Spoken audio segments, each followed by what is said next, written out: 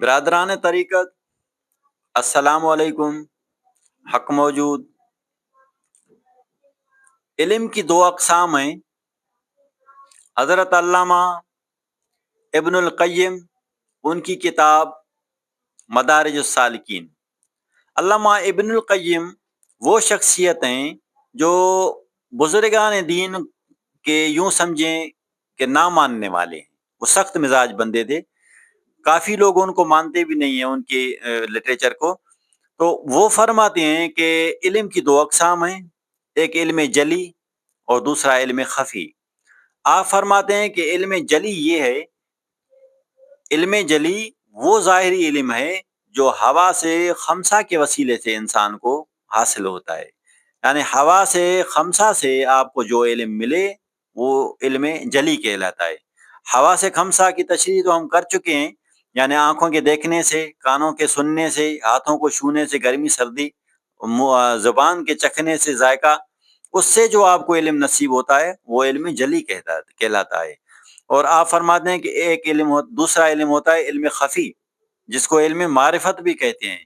اور علم معرفت کے جو چینلز ہیں جن کے وسیلے سے ہمیں ملتا ہے وہ ہیں روح، یہ روح کے چینل سے ملتا ہے، اور سر کے چینل سے ملتا ہے، اور خفی کے چینل سے ہمیں ملتا ہے۔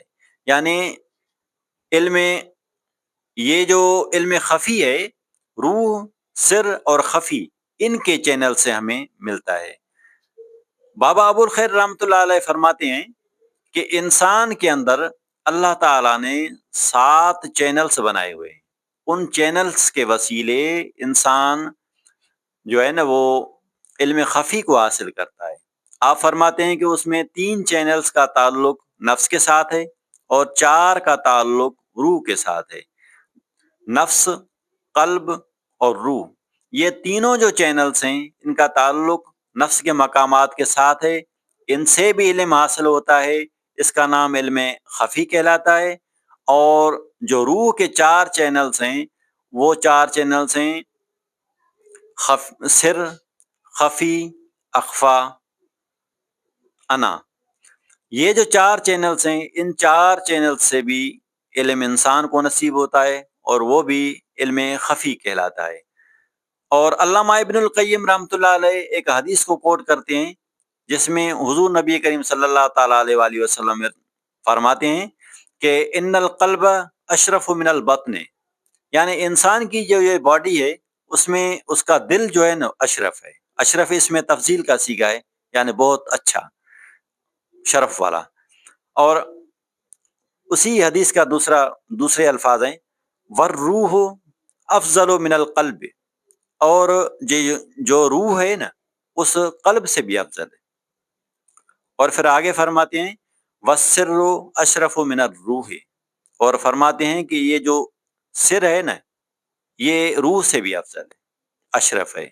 یعنی یہ ایک انسان کے اندر وہ پوائنٹس ہیں جو پوائنٹس اللہ تعالیٰ سے علم کو اپنے اندر ریسیو کرتے ہیں۔